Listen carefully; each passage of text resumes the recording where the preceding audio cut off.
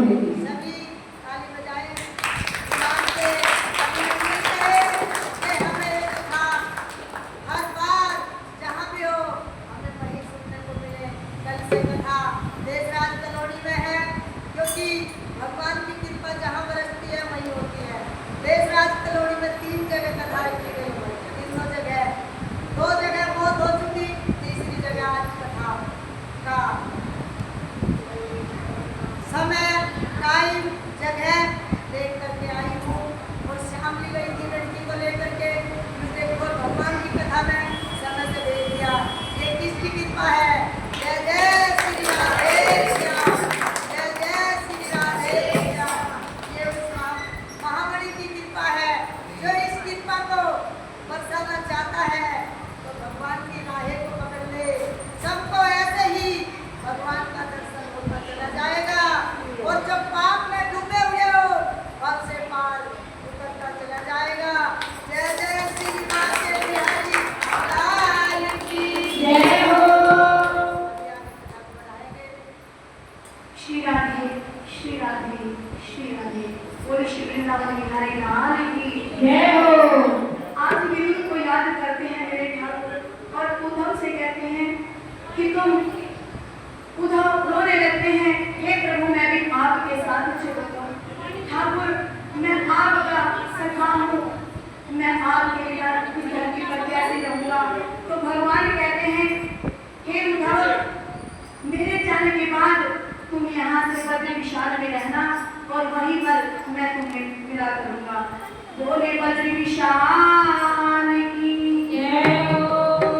अब होता ऐसा है कि अचानक से एक तीर आकर मेरे ठाकुर के शीश चरणों में लगता है।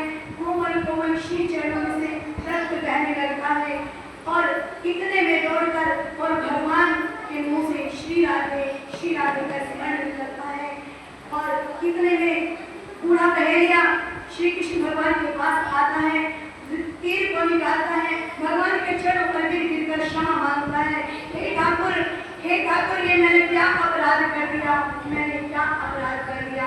तो भगवान श्री कृष्ण उसको सांत्वना देता है, ये देते हैं कि ये सब मेरी इच्छा से ही हुआ है, क्योंकि पूर्व जन्म का कर्जा है मेरे ऊपर। तुम बालिक थे और जब मैंने तीर मारा तुम पूछ रहे थे मेरा क्या अपराध है। मैं बैरी सुग्रीव प्यारा, मेरा क्या अपराध। ठाकुर मैंने तो तुम्हारा कुछ अपराध नहीं किया था, लेकिन मैं अपने मित्रता के वशीभूत था। मित्र के दुख में दुखी होना मित्र का कर्तव्य है, इसलिए मैंने अपने कर्तव्य उस समय पूरा किया था। लेकिन जो तुम्हारा ऋण था मैं आज दे रहा हूँ। और सबको जरा रूपी बाण लगता जरूर है। जरा माने होता है बुढ़ापा। सबको जब पहले बचपन होता है, प्रौढ़ होते हैं, किशोर होते हैं, फिर प्रौढ़ होते हैं और उसके बाद धीरे धीरे बुढ़ापा सबको घेर लेता है। लेकिन मेरे ठाकुर 125 वर्ष तक इस धराधाम पर रहे, लेकिन उनको बुढ़ापा नहीं आया।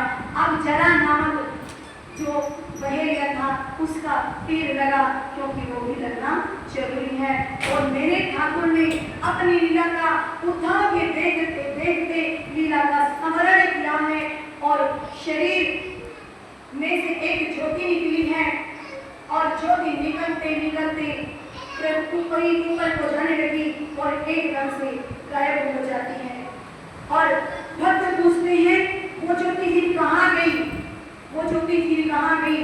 भगवान का जो स्वरूप है अपने वैकुंठ में विराज गया, लेकिन वो ज्योति श्रीमद् भागवत में विराजमान हो गई। बोले श्रीमद् भागवत महापुराण की जय हो। अब दत्तात्रेय जी की कथा आती है। महाराज श्री कृष्ण ने उद्धव जी को सुनाई थी कि हमारा यह वंश ययाति से शुरू हुआ था। ययाति देविया में शर्मिष्ठा के पति है, शुक्राचार्य जी के जमाई हैं और उन्हीं से हमारे कुल का प्रारंभ हुआ था और उनका पुत्र यदु कहलाया और इस तब से यदुवंश चला। महाराज यदु ब्राह्मण भक्त थे, संत भक्त थे। एक दिन जा रहे थे तो उन्होंने देखा एक हृष्ट पुष्ट संत हैं और नग्न अवस्था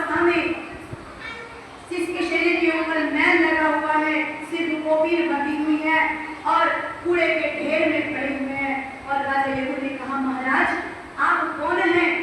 तो उन्होंने कहा, मैं दत्तात्रेय हूँ। उनके चारों ओर कुत्ते इत्यादि पशु बैठे हुए हैं। तुम कौन हो? मैं दत्तात्रेय सन्यासी हूँ। तो महाराज जब आप सन्यासी हैं, आप तो हृष्ट पुष्ट हैं, आप क्या नहीं कर सकते? तो यदु महाराज को ज्ञान देते हैं कि मैंने 24 गुरुओं से शिक्षा ली है, 24 गुरुओं से मैंने शिक्षा ली है। अब तो महाराज यदु पूछते हैं कि वो 24 गुरु कौन है? अब प्रभु दत्तात्रेय जी बताते हैं, सबसे पहला गुरु है पृथ्वी। धरती माँ एक ऐसी है जो सबका भरण पोषण करती है। जीव इस पर न जाने गुस्से में कई बार पैर पटक कर मारता है।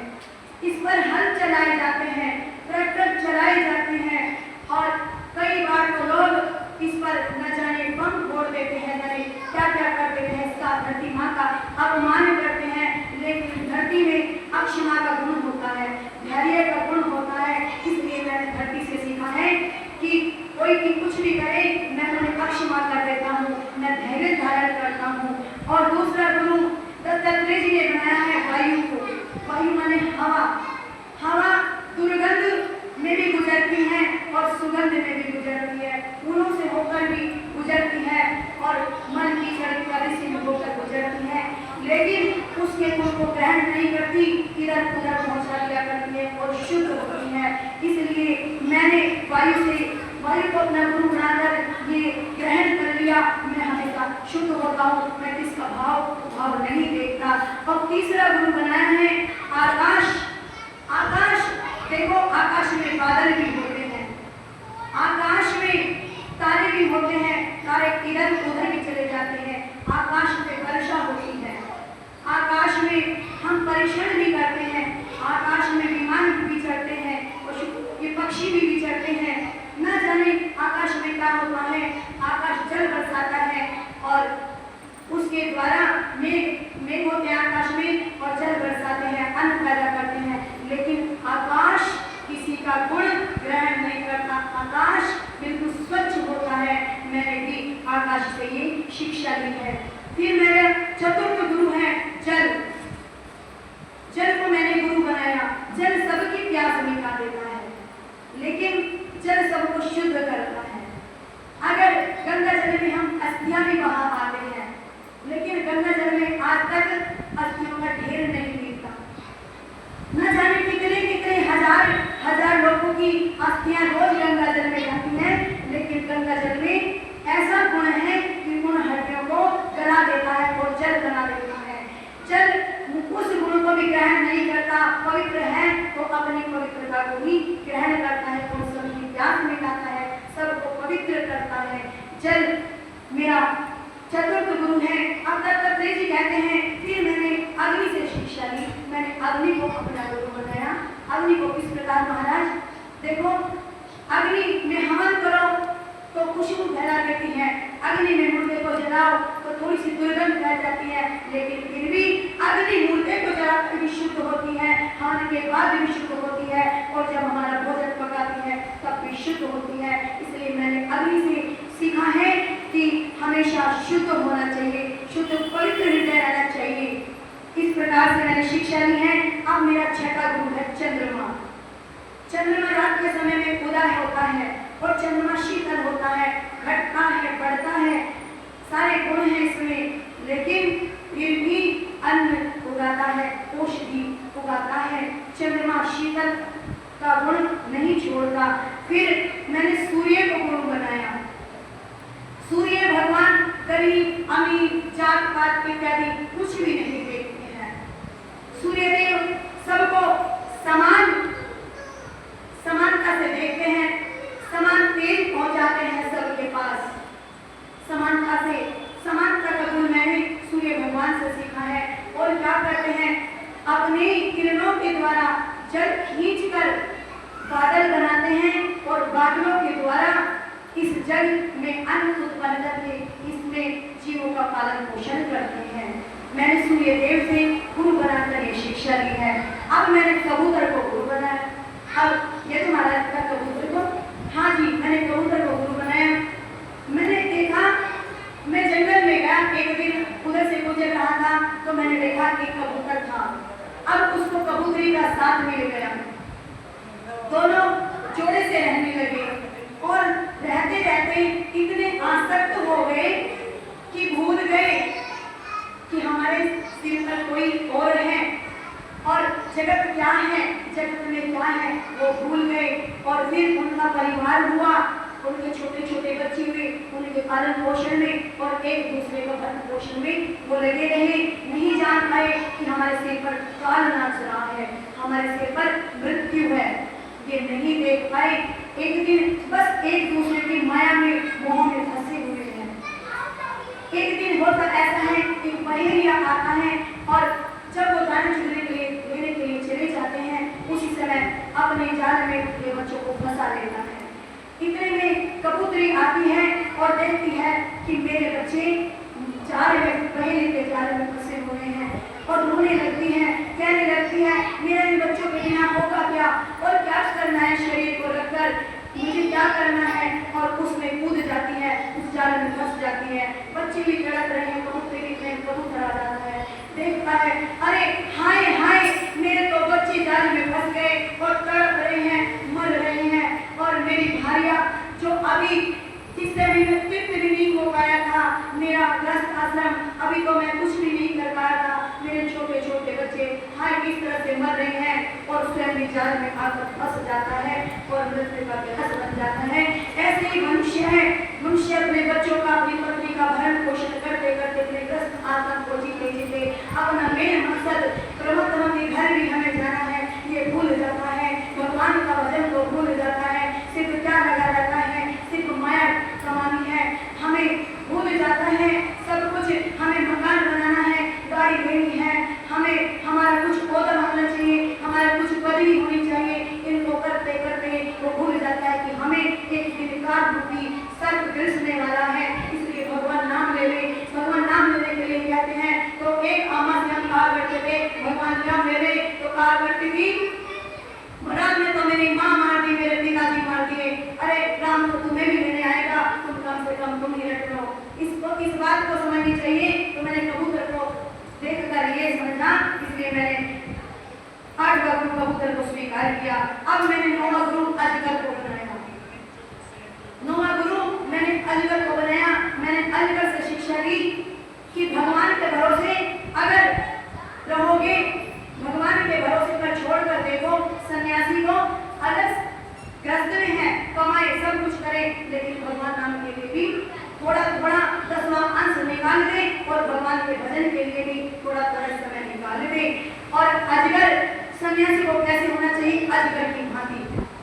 सन्यासी को ज्यादा लोभ नहीं करना चाहिए, सन्यासी को बड़े बड़े आश्रम नहीं बनाने चाहिए, सन्यासी को बड़ी बड़ी गाड़ियों में नहीं घूमना चाहिए, सन्यासी को लोभ नहीं करना चाहिए। आजकल सन्यासी सोने का लोभ करने लगते हैं, गले में सोना, सब सोने, कोई गोल्डन बाबा है, कोई कैसे बाबा, बड़े आश्रम नहीं रहे, आश्रम घास फूस के बना लिया करते थे, नीचे लौट जाया करते थे, आश्रम नहीं रहे क्योंकि कलयुग है। आश्रमों का बड़े बड़े महलों में ले लिया, महल तो गृहस्थियों के हुआ करते थे और महल हो गए सन्यासियों की। तो दत्तात्रेय जी कहते हैं अजगर की भांति पड़े रहकर भक्ति कर लेनी चाहिए और भगवान के भरोसे होकर जीना चाहिए, क्योंकि भगवान सबका भरण पोषण करता है। अजगर एक जगह पड़ा रहता है लेकिन भगवान उसको भी भोजन भेज देते हैं। इसलिए दत्तात्रेय जी कहते हैं मैंने 9वां ग्रुप अजगर को बनाया। अब 10वां ग्रुप समुद्र को बनाया। समुद्र शांत रहता है, उसमें सब नदियां भी प्रवेश कर जाती हैं, लेकिन शांत रहता है। लेकिन अगर समुद्र को गुस्सा आ जाता है तो उस दिन ज्वार भाटा आ जाता है।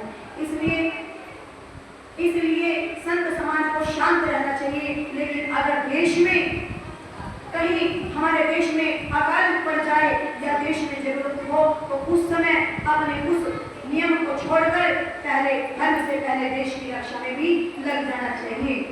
ऐसे समुद्र ने कहा जैसे ज्वार भाटा आ जाता है, उसी प्रकार ज्वार भाटे की भांति अपने धर्म की रक्षा करनी चाहिए, अपने देश की रक्षा करनी चाहिए।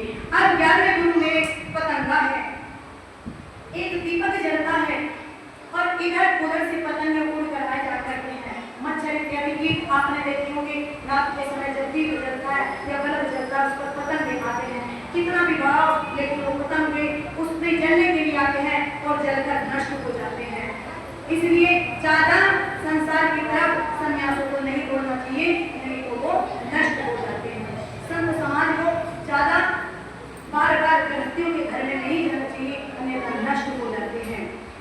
फिर मैंने मोरे को और मधुमक्खी को बोला है, मोरा गुनगुन करता रहता है, गुंजार करता है, इसलिए वो फूल में कई बार बंद हो जाया करता है। मधुमक्खी फूलों को छोटे बड़े सभी फूलों से सामान मिलाकर रस बना लेती है और एक छत्ता तैयार कर देती है। वो जोड़ती रहती है, लेकिन उसका उपभोग कभी नहीं करती।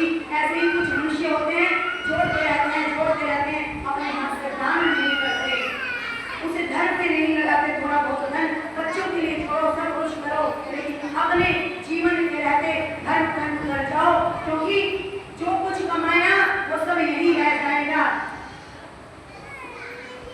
ना हाथी है ना घोड़ा है, वहाँ पैदल ही जाना है।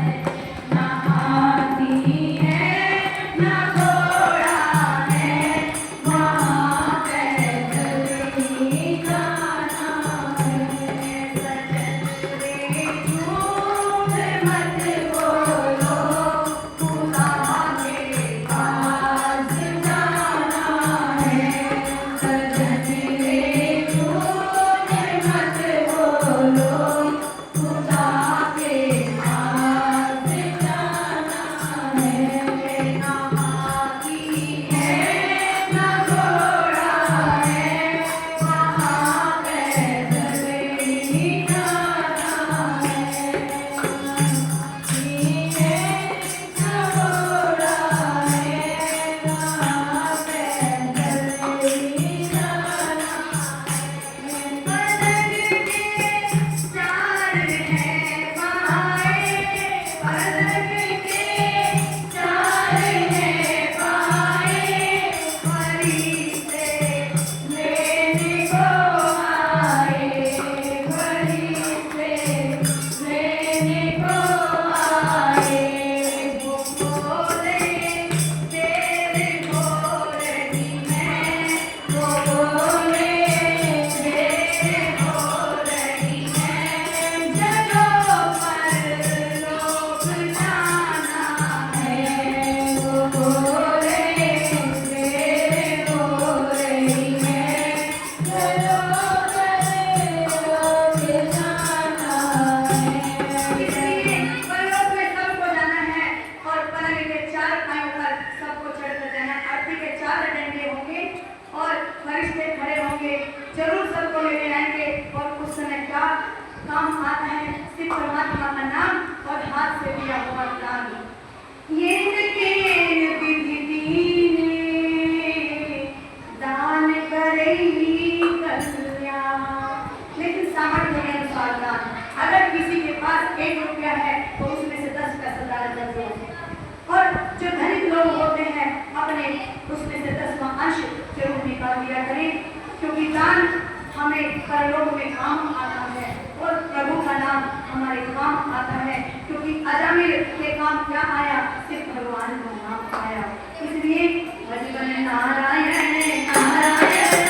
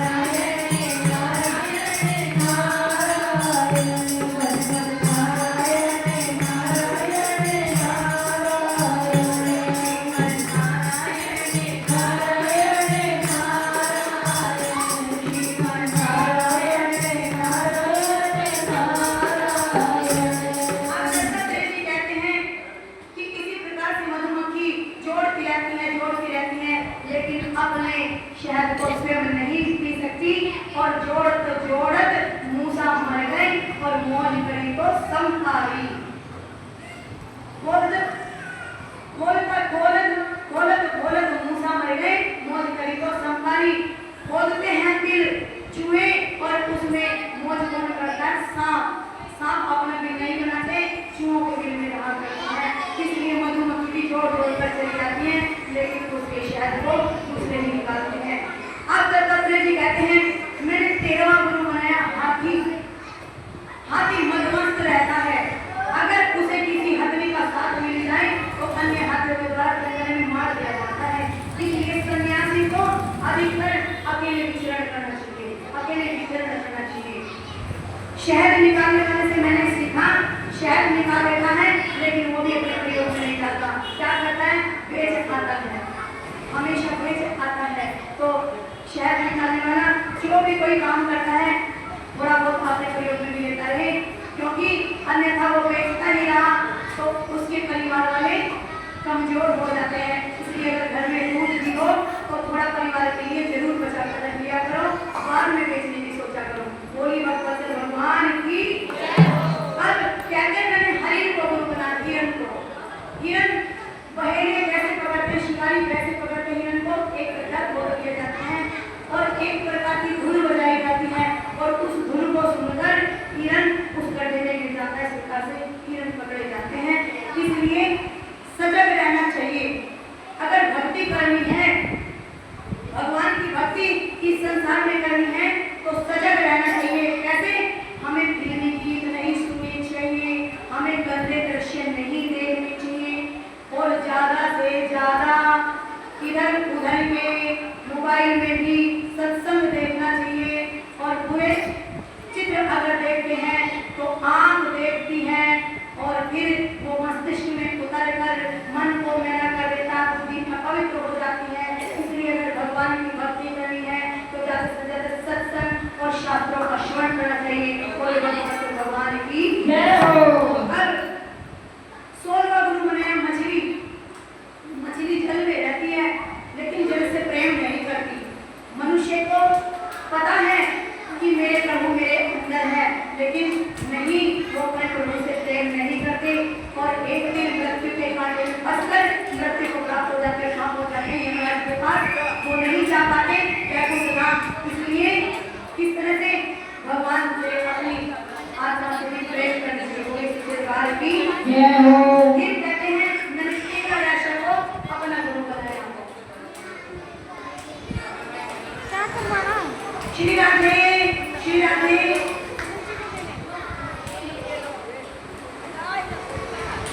ध्यान इधर दीजिए। पिंगला वैश्या जनकपुरी में रहती है। कहते हैं मैं घूमता रहता था, मैं सबको देखता रहता था क्योंकि मुझे शुद्ध सन्यासी बना था। दत्तात्रेय जी कहते हैं मैं घूमते घूमते एक दिन जनकपुरी में गया, विरहे की नगरी में, आत्मज्ञानी की नगरी में।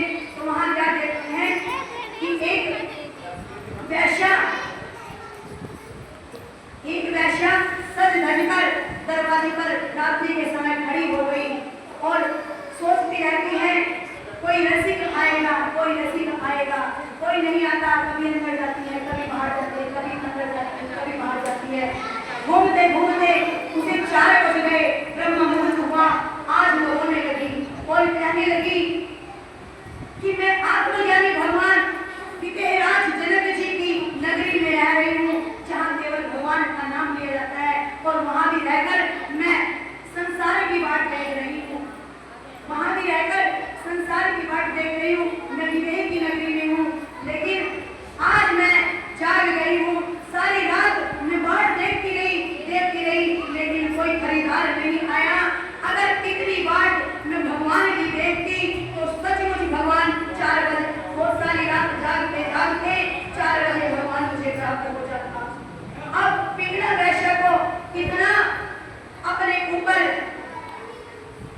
इतना आघात हुआ, इतना रोना आया कि आज उसने ठान ली कि आज से मैं विदेहराज नगरी में रहकर, विदेहराज की नगरी में रहकर सिर्फ भगवान का भजन करूंगी। और वैश्य भी आज भगवान की प्रेरणा से भगवान की भक्त बन गई। मैंने सीखा अगर कितना भी बुरा व्यक्ति हो, कितना भी बुरा व्यक्ति हो, अगर वो सोच ले कि हमें ये बुराई नहीं करनी है, हमें छोड़ना है, तो वो भी उस बुराई को छोड़ सकता है। कहते हैं अब हम यहाँ पे एक को कह रहे थे कि भैया कथा में आया करो। उसने कहा हमको नाम